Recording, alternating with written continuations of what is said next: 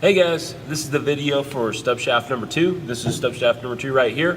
What we're going to do is we're going to show you how to install 2 bearings, one on the skinnier part, one on the thicker part. What we're going to be doing with this lab is trying to get you guys to use the heater. We're going to heat those bearings up, let them expand. We're going to go ahead and install them onto the shaft. Then we're going to go through the process of removing them. So the first thing you're going to do is you're going to get your bearing heater turned on, let it start warming up, and we're going to go ahead and we're going to put our bearings on it. And we're going to let them sit for about 5 to 10 minutes and really let that heat kind of soak in. Because if it's not hot enough, you'll have to actually force them. If they're hot enough, they will slide on really nicely. So let's go ahead and get that going. Okay, so this is our bearing heater right here, and I've had it been warming for a couple minutes just to actually warm itself up. And then I don't know if you can see this, but I've got both of the bearings that we're going to be using today on this bearing heater. That way I can take them both off and slide them on.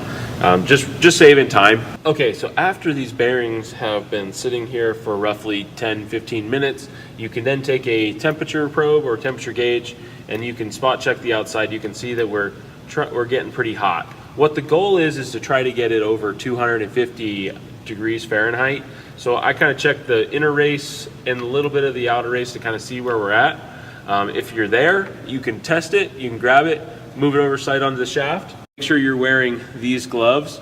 These ones are especially rated so that you can pick up hot things, or even just a pair of the leather welding gloves. But do not touch these with your bare hands. Don't try to, put them on with a pair of pliers or anything like that. All right, so we're going to start by putting the bigger bearing on first. And take it, slide it on here,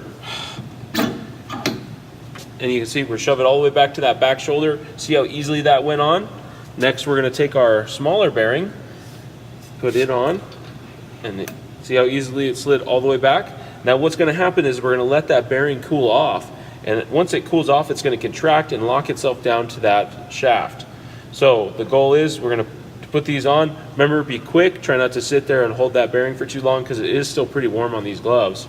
But otherwise, this lab is done. So what you're going to need to do, shoot a picture, upload it in the stub shaft number 2 lab activity, and then you're going to remove these bearings and move on to the next lab.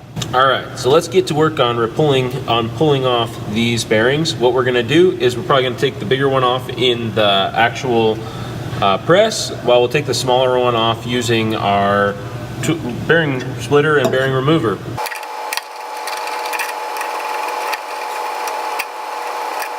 All right, remember when you're putting on your bearing splitter, make sure it's on there nice and loose. We do not need it digging into our shaft at all.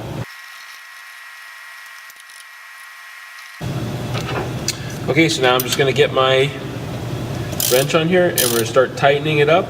We may have to put our hand over here. Looks like it's already moving actually pretty well.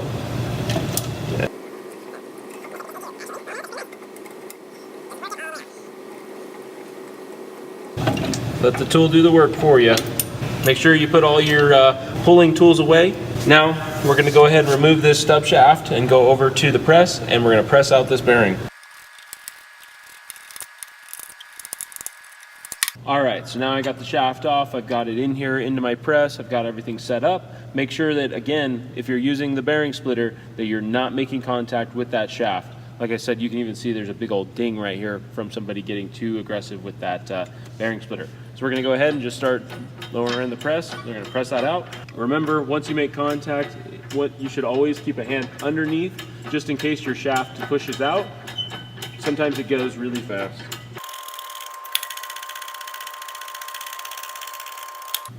All right, make sure that when you go to uninstall these bearings, that you've actually let it cool down, because sometimes what happens is the heat from the bearing gets moved into the shaft and causes the shaft to expand, and then it actually locks that bearing onto the shaft even more than normal. So make sure everything cools down before you go ahead and move on to this step.